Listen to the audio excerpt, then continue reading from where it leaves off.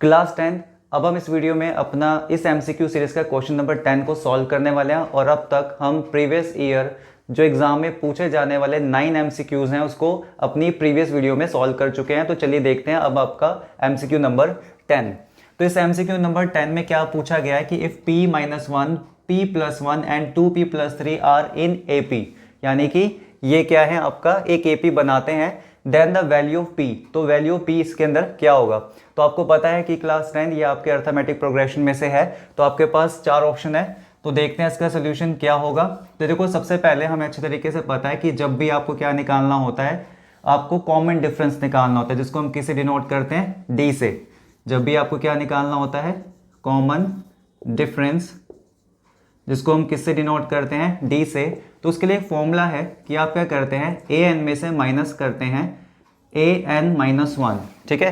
That means आप हर एक अगली टर्म से, ठीक है, उसकी पिछली वाली टर्म को अगर आप माइनस करते हैं तो आपके पास क्या आता है, d आता है, ठीक है ना, कॉमन डिफरेंस आता है। तो अगर हम ध्यान से देखें तो हमारे पास ये क्या दे रखा है, ये हमारे पास a1 दे रखा है, ये दे रखा है a2 और ये क्या दे रखा है, a3।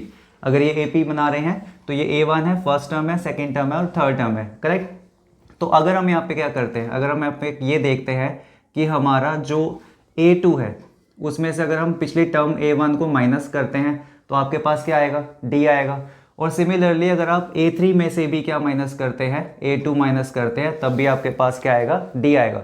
यानी कहने का मतलब ये है कि इन दोनों को सॉल्व करने के बाद आपके पास कॉमन डिफरेंस निकल के आएगा और वो तो इस AP के लिए सेम होगा।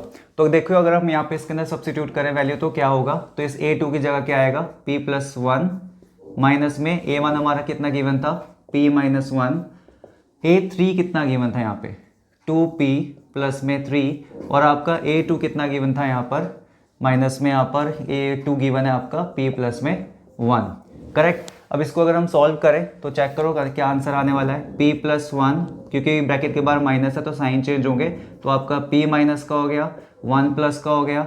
सिमिलरली इस तरफ देखें राइट हैंड साइड की तरफ, यहाँ पे भी माइनस है तो p, मतलब ये जो जैसे ब्रैकेट ओपन होगा तो p क्या हो जाएगा, माइनस का, और ये भी प्लस का 1 भी आपका क्या हो जाएगा, माइनस का 1 हो जाएगा।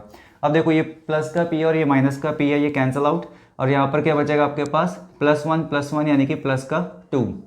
इस तरफ देखें तो 2p में से 1p जाएगा तो आपके पास p बचेगा, और 3 में से आपका 1 माइनस होगा तो कितना बचेगा, प्लस का 2, बिकॉज जो बड़ी डिजिट है उसके आगे प्लस का साइन है तो प्लस का साइन लगेगा। तो आपका 2 लेफ्ट हैंड साइड में है, राइट हैंड साइड वाला 2 जो है इधर आके क्या हो जाएगा, माइनस हो जाएगा।